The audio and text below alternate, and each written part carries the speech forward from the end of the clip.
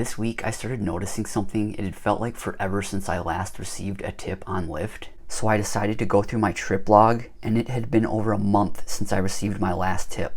A total of 46 straight rides without a tip. Let's discuss.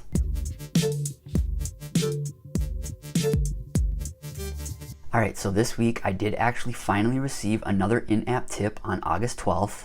But prior to that, here was the last in-app tip that I received, and it was on July 8th.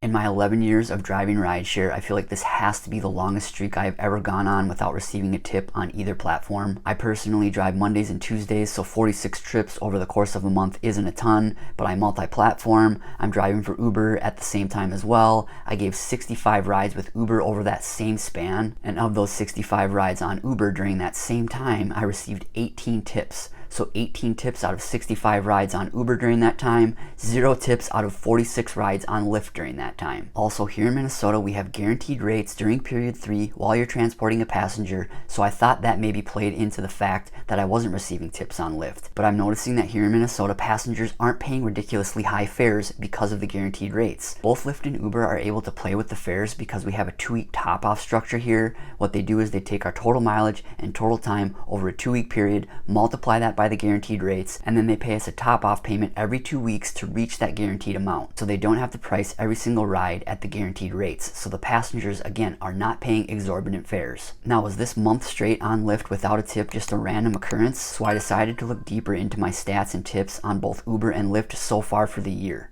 So far this year, I've given 432 rides on Lyft, and of those 432 rides, I received 91 in-app tips. That's 21% of riders, and my tips have accounted for 6% of my total earnings. On Uber, I've given 524 rides. Of those 524, 144 passengers have tipped. That's 27% of riders, and my tips on Uber have accounted for 7% of my total earnings.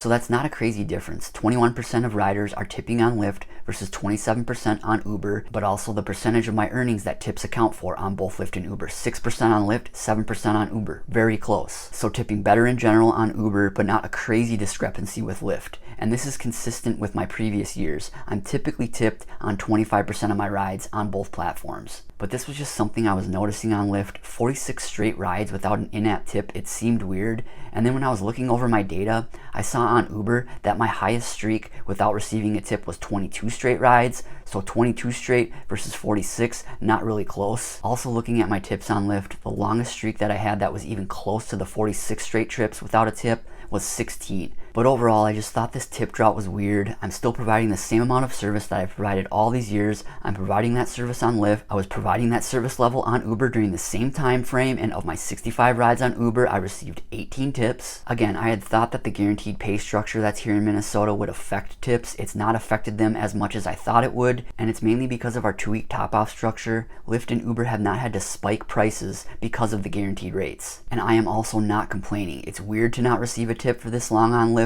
but I will take the guaranteed rate structure over tips any day. Guaranteed pay over tips, which can be very inconsistent, I will take the guarantee, and I wish everyone in the entire country had guaranteed rates like we do here in Minnesota. But what do all of you think? What did July look like for you guys in terms of tips? Was it a drought for everybody? What about you other drivers in Minnesota? Have you looked at your numbers and have you seen a drop in tips? If you've yet to download the Solo app to help you manage your rideshare business and earn more, our referral link is in the description. We also have a free newsletter, and the link to sign up for that is in the description as well. If you've yet to watch my previous video on how the wait and save and priority options for riders on Uber and Lyft affect drivers, be sure to check that one out.